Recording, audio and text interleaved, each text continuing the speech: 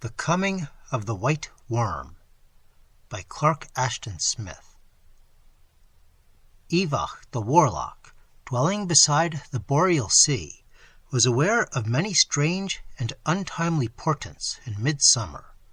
Chilly burned the sun above Mu Thluan, from a heaven clear and pallid as ice. At eve the aurora was hung from zenith to earth, like the arras in a high chamber of gods. Wan and rare were the poppies, and small the anemones in the cliff-hidden vales behind Evagh's house, and the fruits in his walled garden were pale of rind and green at the core. He saw by day the unseasonable flight of great multitudes of fowl, going southward from the isles beyond Mu Thluan, and by night he heard the clamor of other passing multitudes.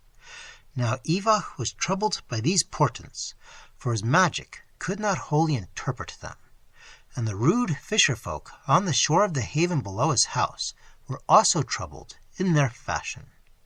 Day by day they had gone forth through the summer in their coracles of elk-hide and willow, casting their seines, but in the seines they drew only dead fishes, blasted as if by fire or extreme cold, and because of this, as the summer drew on, it came to pass that few of them fared any longer to sea.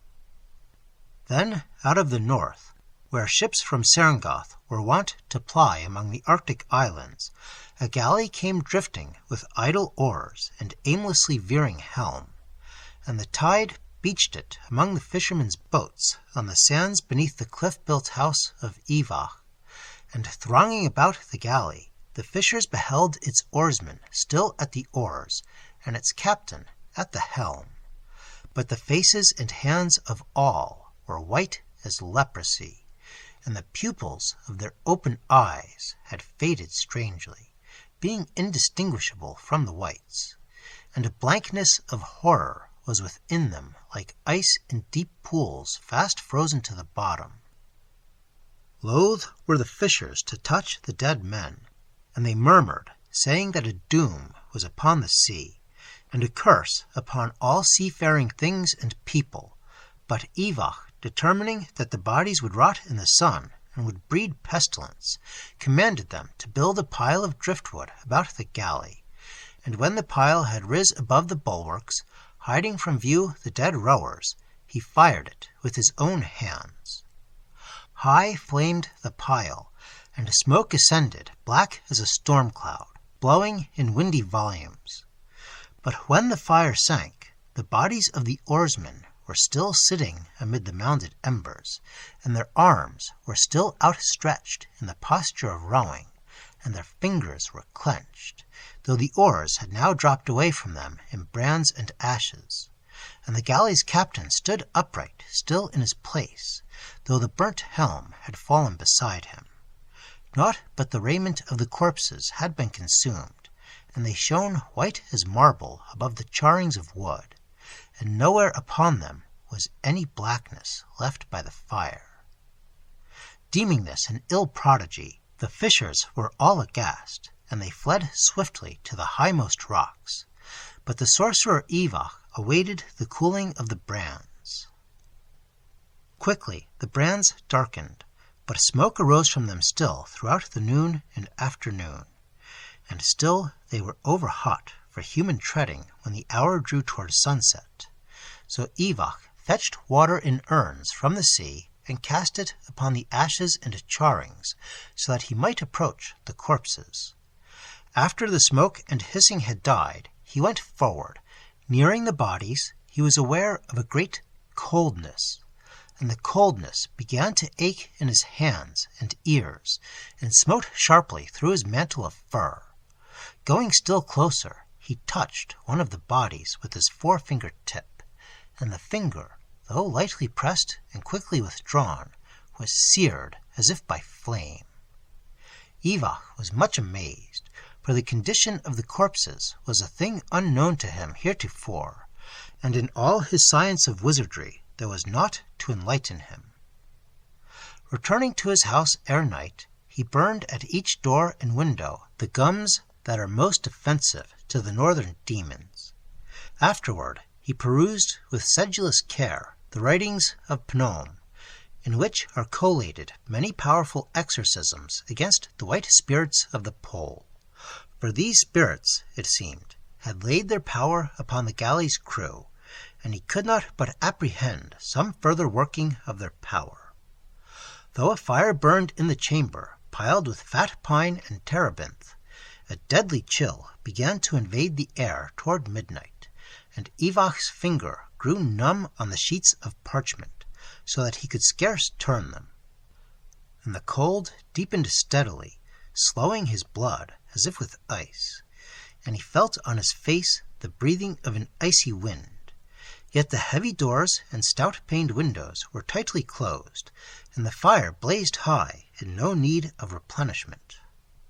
Then, with eyes whose very lids stiffened about them, Evagh saw that the room grew brighter with the light shining through the northern windows.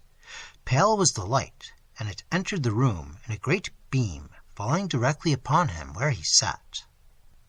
And the light seared his eyes with a chill radiance, and the cold sharpened as if somehow one with the brightness. And the wind blew swiftlier out of the light, seeming no longer air, but an element rare and unbreathable as ether. Vainly, with numbing thoughts, he strove to recall the exorcisms of Pnom, and his breath forsook him on the thin wind, and he fell down in a sort of walking swoon that was nigh to death. He seemed to hear voices muttering unfamiliar spells, while the bleak light and ether ebbed and flowed like a tide about him. And in time it seemed that his eyes and his flesh were tempered to endure them, and he breathed once more, and his blood quickened again in his veins, and the swoon passed, and he rose up like one that rises from the dead. Full upon him poured the strange light through the windows, but the stiffness of cold was gone from his limbs, and he felt no more of chillness than was natural to the late summer night. Looking forth from one of the windows, he witnessed a strange marvel, for in the harbor there towered an iceberg, such as no vessel had yet sighted in its seafaring to the north. It filled the broad haven from shore to shore, and sheered up to a height immeasurable with piled escarpments and tiered precipices, and its pinnacles hung like towers in the zenith. It was vaster and steeper than the mountain Yarak, which marks the site of the boreal pole, and from it there fell upon sea and land a frosty glittering, paler and brighter than the light of the full moon. On the shore below were the charrings of the beached galley, and among them the corpses incombustible by fire, and along the sands and rocks the fisher-folk were lying or standing upright in still, rigid postures, as if they had come forth to behold the great iceberg, and had been smitten by a magic sleep. And the whole harbor shore, and the garden of Evagh, filled with that pallid splendor, was like a place where frost had fallen thickly over all. Feeling a great wonder, Evagh would have gone forth from his house, but ere he had taken 3 steps, a numbness came upon all his members, and deep sleep overpowered his senses even where he stood. The sun had risen when he awoke. Peering out, he beheld a new marvel, for his garden and the rocks and sea sands below it were visible no longer. In their stead were level spaces of ice about his house, and tall ice pinnacles. Beyond the verges of the ice he saw a sea that lay remotely and far beneath, and beyond the sea the low looming of a dim shore.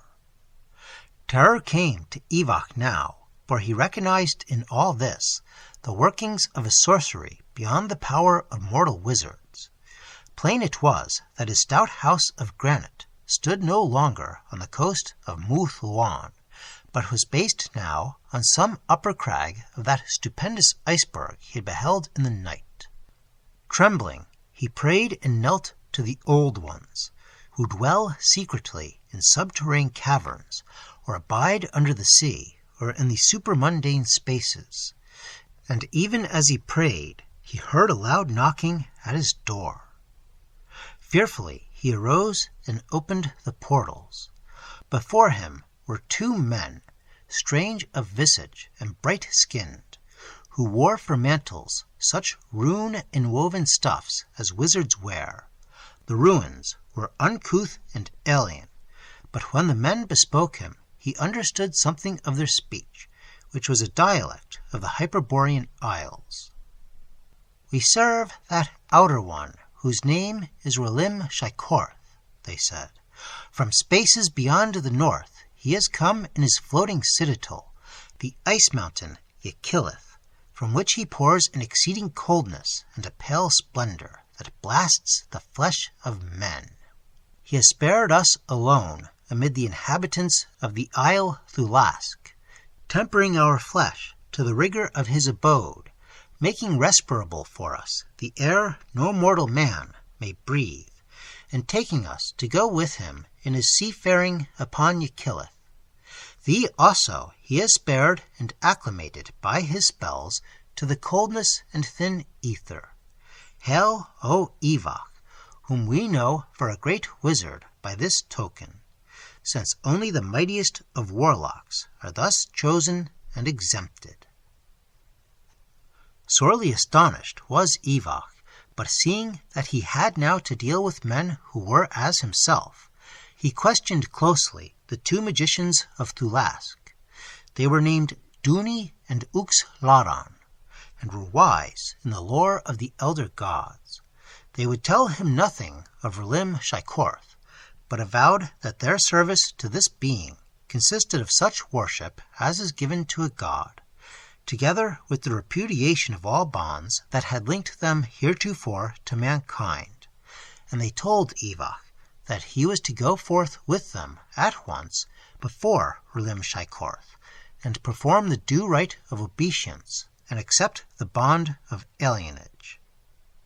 So Evagh went with the Thulaskians, and was led by them to a great pinnacle of ice that rose unmeltable into the sun, beetling above all its fellows.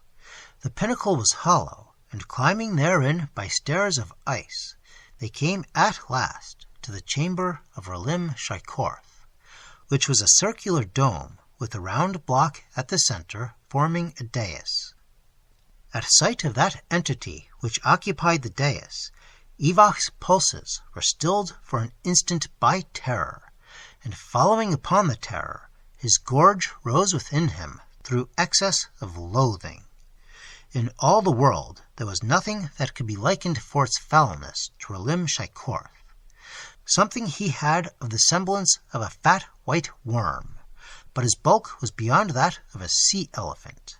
His half-coiled tail was thick as the middle folds of his body, and his front reared upward from the dais in the form of a white round disc, and upon it were imprinted vague lineaments. Amid the visage a mouth curved uncleanly from side to side of the disc, opening and shutting incessantly on a pale and tongueless and toothless maw. 2 eye sockets lay close together above the shallow nostrils, but the sockets were eyeless, and in them appeared from moment to moment globules of a blood-colored matter having the form of eyeballs. And ever the globules broke and dripped down before the dais, and from the ice floor there ascended 2 masses like stalagmites, purple and dark as frozen gore, which had been made by this ceaseless dripping of the globules. Duni and Uxladan prostrated themselves, and Evagh deemed it well to follow their example. Lying prone on the ice, he heard the red drops falling with a splash as of heavy tears, and then in the dome above him it seemed that a voice spoke, and the voice was like the sound of some hidden cataract in a glacier hollow with caverns. "O Evagh," said the voice, "I have preserved thee from the doom of others, and have made thee as they that inhabit the bourne of coldness and inhale the airless void. Wisdom ineffable shall be thine, and mastery beyond the conquest of mortals, if thou wilt but worship me and become my thrall. With me thou shalt voyage amid the kingdoms and isles of earth, and see the white falling of death upon them in the light from Ykelth. Our coming shall bring eternal frost on their gardens, and shall set upon their people's flesh the rigor of transarctic gulfs. All this shalt thou witness, being as one of the lords of death, supernal and immortal. And in the end thou shalt return with me to that world beyond the pole, in which is mine abiding empire. Seeing that he was without choice in the matter, Evagh professed himself willing to yield worship and service to the pale worm. Instructed by his fellow wizards, he performed the rites that are scarce suitable for narration, and swore the vow of unspeakable alienage.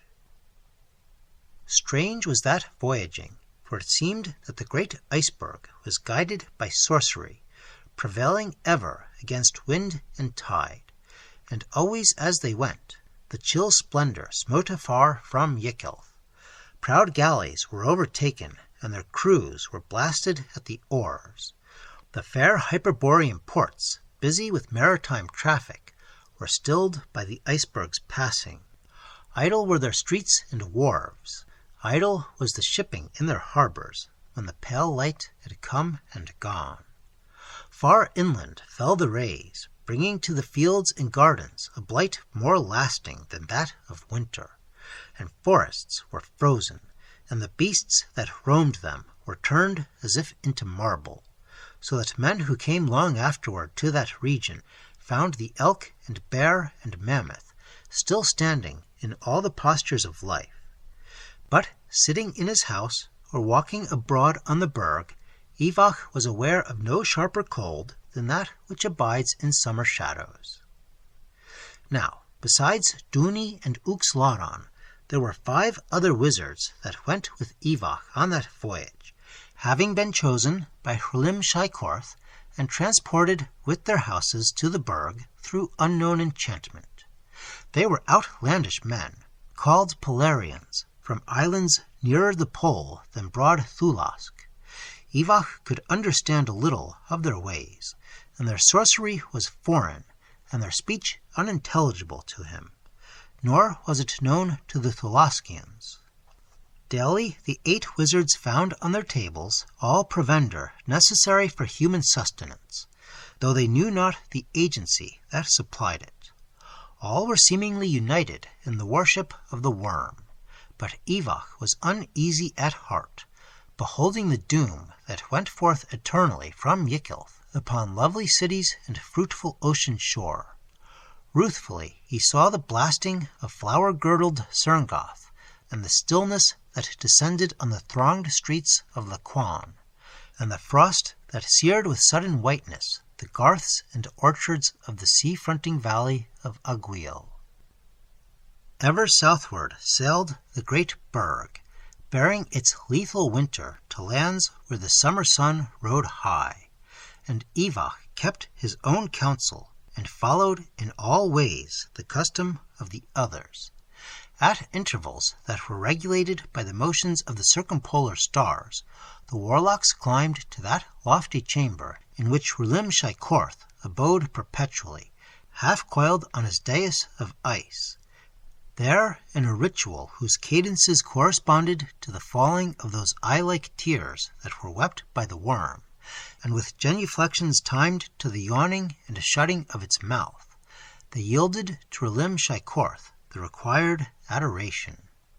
And Evagh learned from the others that the worm slept for a period at each darkening of the moon, and only at that time did the sanguine tears suspend their falling, and the mouth forbear its alternate closing and gaping. At the 3rd repetition of the rites, it came to pass that only 7 wizards climbed to the tower. Evagh, counting their number, perceived that the missing man was one of the 5 outlanders. Later, he questioned Duni and Uxladen, and made signs of inquiry to the 4 northerners, but it seemed that the fate of the absent warlock was a thing mysterious to all. Nothing was seen or heard of him, and Evagh, pondering long and deeply, was somewhat disquieted, for during the ceremony in the tower chamber it had seemed to him that the worm was grosser of bulk and girth than on any former occasion. Covertly he asked the Thulaskians what manner of nutriment was required by Hrlim Shaikorth. Concerning this there was some dispute, for Uxladen maintained that the worm fed on the hearts of white Arctic bears, while Duni swore that his rightful nourishment was the liver of whales. But, to their knowledge, the worm had not eaten during their sojourn upon Yikilf. Still, the iceberg followed its course beneath the heightening sun, and again, at the star-appointed time, which was the forenoon of every third day, the sorcerers convened in the worm's presence. Their number was now but 6, and the lost warlock was another of the Outlanders, and the worm had greatened still more in size, thickening visibly from head to tail. Now, in their various tongues, the 6 remaining wizards implored the worm to tell them the fate of their absent fellows, and the worm answered, and his speech was intelligible to all, each thinking that he had been addressed in his own language. "This matter is a mystery, but he shall all receive enlightenment in turn. Know this, the 2 that have vanished are still present, and they and ye also shall share, even as I have promised, in the ultra-mundane lore and empery of Hrlim Shaikorth." When they had descended from the tower, Evagh and the 2 Thulaskians debated the interpretation of this answer. Evagh maintained that their missing companions were present only in the worm's belly, but the others argued that these men had undergone a more mystical translation and were now elevated beyond human sight and hearing. Forthwith they began to make ready with prayer and austerity, looking for some sublime apotheosis which would come to them in due turn. But Evagh could not trust the worm's equivocal pledges, and fear and doubt remained with him. Seeking for some trace of the lost Polarians as to assuage his doubt, he made search of the mighty burg, on whose battlements his own house and the houses of the other warlocks were perched like tiny huts of fishers on ocean cliffs. In this quest the others would not accompany him, fearing to incur the worm's displeasure. From verge to verge he roamed unhindered, and he climbed perilously on the upper scarps, and went down into deep crevasses and caverns where the sun failed, and there was no other light than the strange luster of that unearthly ice. Embedded here in the walls, as if in the stone of nether strata, he saw dwellings such as men had never built, and vessels that might belong to other ages or worlds, but nowhere could he detect the presence of any living creature, and no spirit or shadow gave response to his evocations.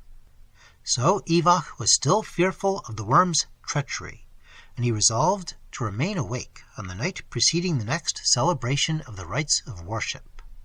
At eve on that night he assured himself that the other warlocks were all housed in their separate mansions to the number of 5, and then he set himself to watch without remission the entrance to Hrlim Shaikorth's tower, which was plainly visible from his own windows.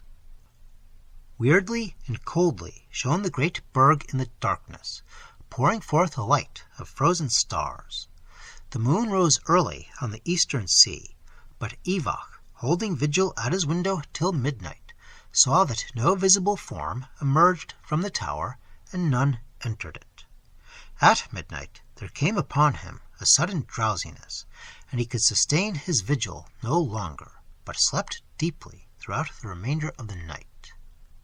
On the following day there were but 4 sorcerers who gathered in the ice dome, and gave homage to Hrlim Shaikorth, and Evagh saw that 2 more of the Outlanders, men of bulk and stature dwarfish beyond their fellows, were now missing.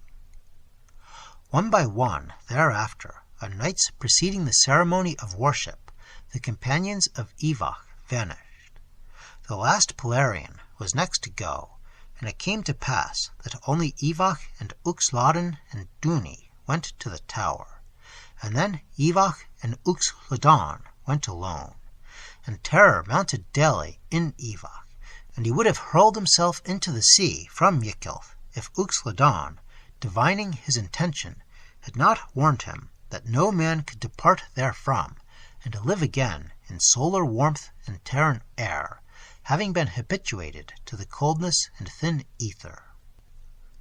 So, at the time when the moon had waned and darkened wholly, it occurred that Evagh climbed before Hrimshaikorth with infinite trepidation and loath laggard steps, and entering the dome with downcast eyes, he found himself the sole worshipper.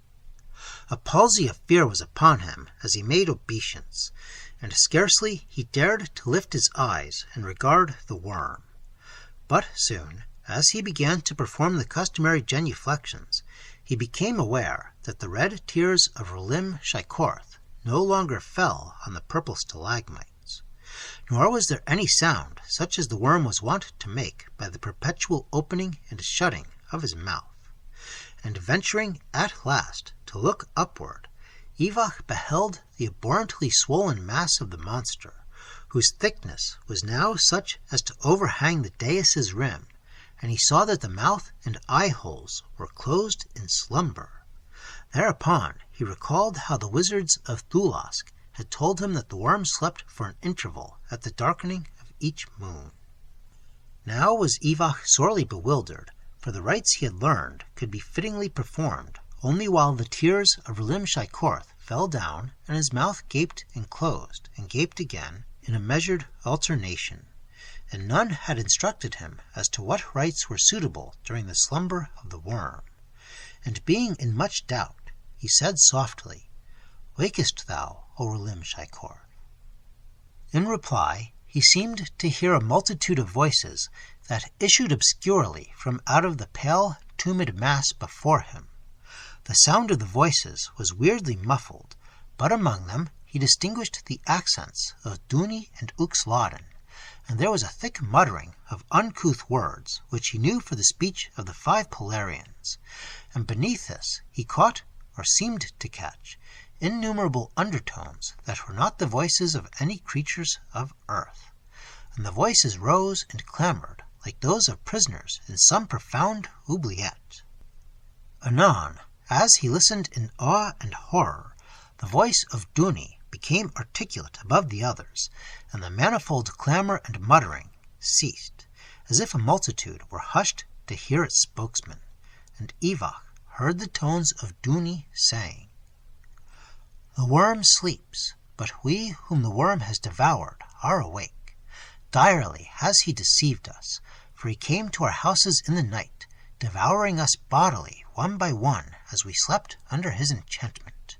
He has eaten our souls, even as our bodies, and verily we are part of Relim Shaikorth, but exist only in a dark and noisome dungeon, and while the worm wakes we have no separate being, but are merged wholly into the being of Relim Shaikorth. Hear then, O Evagh, the truth which we have learned from our oneness with the worm.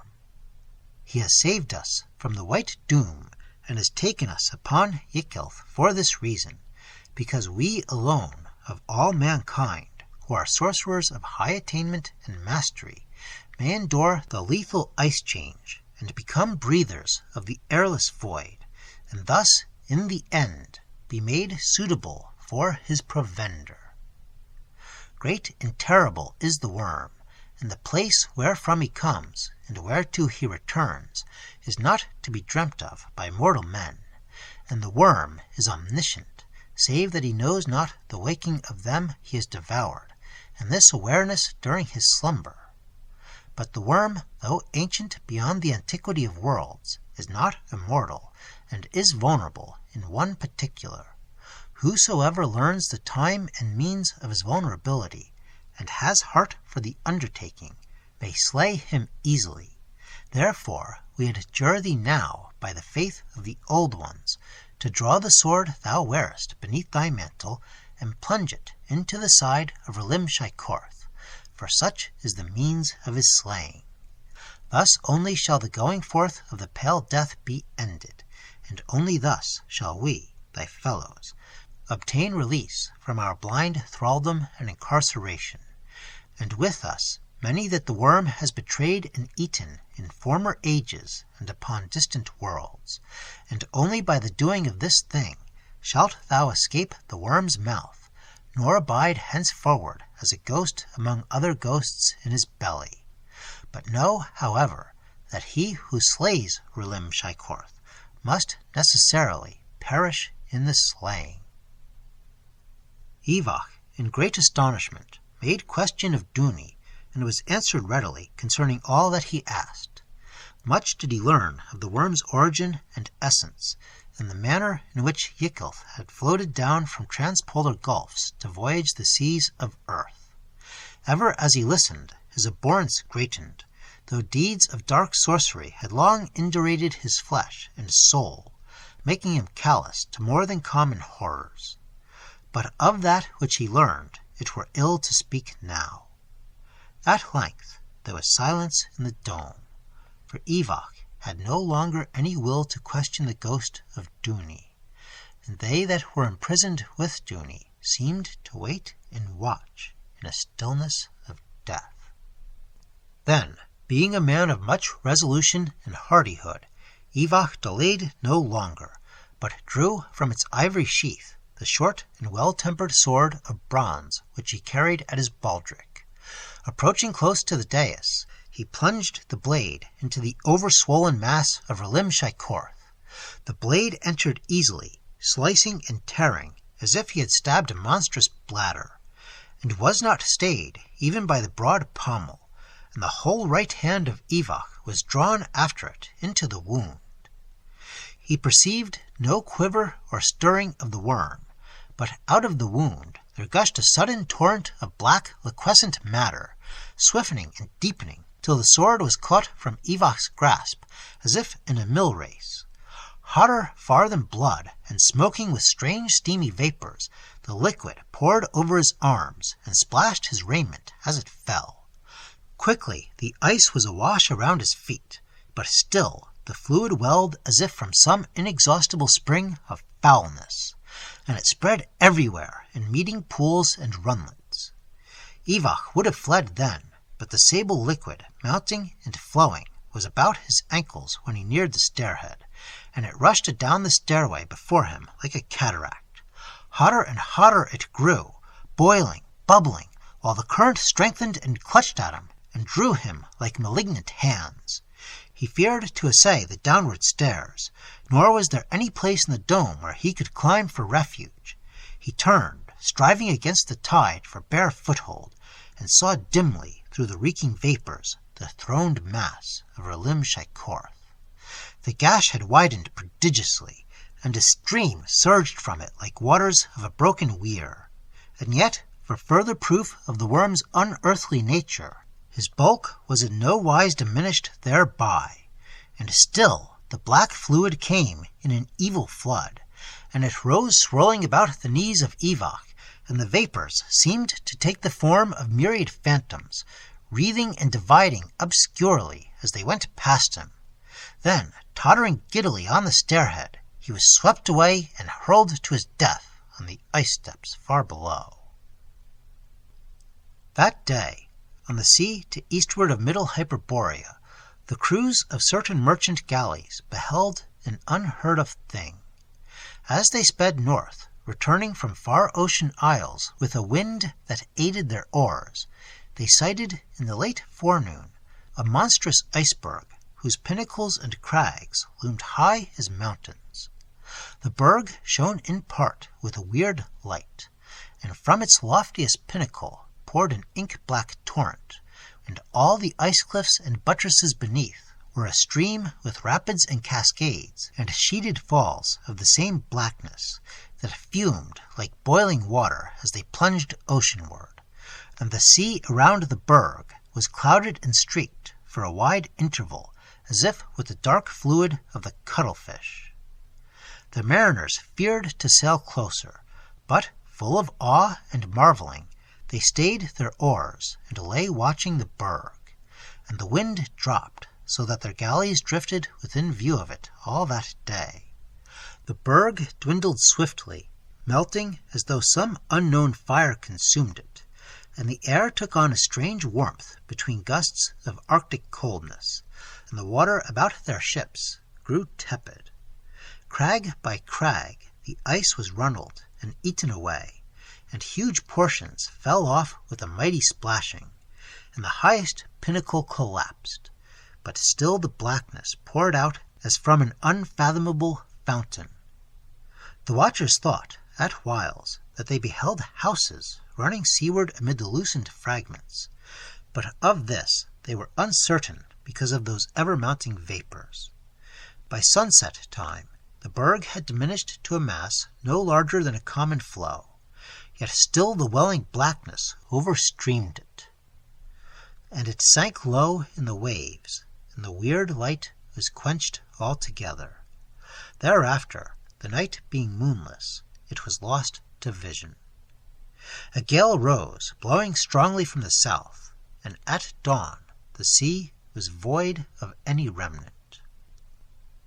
Concerning the matters related above, many and various legends have gone forth throughout Muthluan, and all the hyperboreal kingdoms and archipelagos.